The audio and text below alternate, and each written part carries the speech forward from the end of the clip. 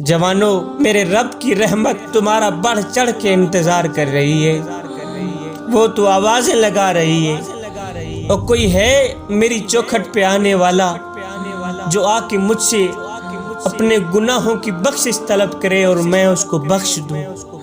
اور تمہاری آنکھوں سے نکلا ایک آنسو زمین پہ بعد میں جائے گا، اللہ تمہاری بخشش پہلے ہی فرما دے۔ آؤ میں تمہیں اس بدکار عورت کی کہانی نہ سناؤں جو گنہگار تھی، بدکار تھی، سیاہکار تھی۔ حضرت حسن بصری فرماتے ہیں کہ وہ بہت ہی خوبصورت عورت تھی، بہت ہی حسن کی ملکہ تھی، اور اس کی بدکاری بھی انتہا کو پہنچ چکی تھی۔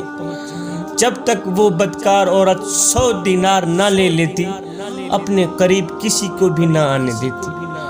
لوگ اس کے حسن کی وجہ سے اتنی بھاری رقم ادا کر کے اس کا قرب حاصل کرتے۔ حضرت حسن بصری فرماتے ہیں ایک مرتبہ ایک عبادت گزار شخص کہیں جا رہا تھا تو یہ بدکار حسن کی ملکہ عورت اپنے چبارے کے اوپر چڑھی ہوئی تھی۔ اس عبادت گزار شخص کی نظر اس بدکار عورت پر پڑی۔ عبادت گزار شخص اس بدکار عورت کا حسن و جمال دیکھ کر فدا ہو گیا، قربان ہو گیا، دل میں محبت پیدا ہونے لگی۔ اتنی حسین و جمیل عورت کو دیکھ کر وہ عبادت گزار شخص اس کے عشق میں مبتلا ہو گیا۔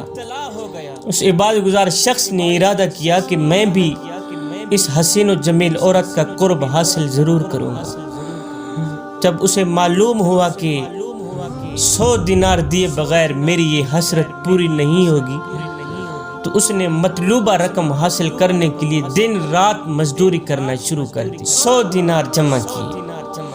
جب 100 دینار جمع ہو گئے تو اس عبادت گزار شخص نے کیا کیا، اس بدکار عورت کے پاس پہنچا اور کہا، اے حسن و جمال کے پیکر، میں نے مزدوری کر کے 100 دینار اکٹھے کیے ہیں، وہ لے کر تیرے پاس آیا ہوں، لہٰذا اپنی خواہش پوری کرنا چاہتا ہوں۔ یہ سن کر اس فاحشہ عورت نے، حسن کی ملکہ نے کہا، اندر آ جاؤ۔ جب یہ عابد کمرے میں داخل ہوا تو دیکھا کہ وہ حسین و جمیل عورت سونے کے تخت پر بیٹھی ہے۔ اس نے عبادت گزار شخص سے کہا کہ میرے قریب آؤ، میں حاضر ہوں۔ وہ عبادت گزار شخص بے تاب ہو کر اس کی طرف بڑھا اور اس کے قریب تخت پر جا بیٹھا۔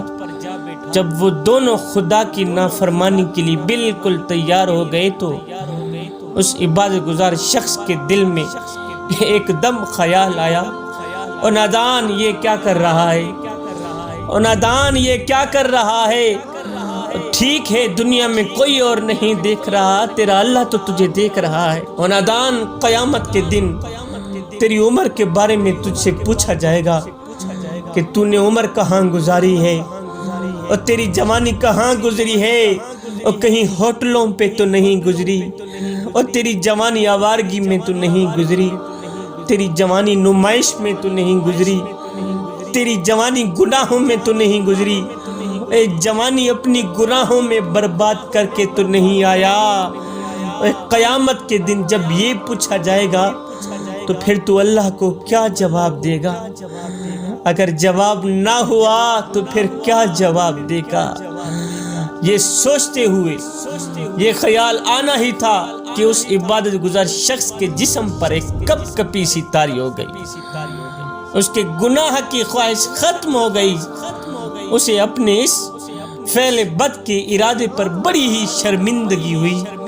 اس نے عورت سے کہا، مائی مجھے جانے دو۔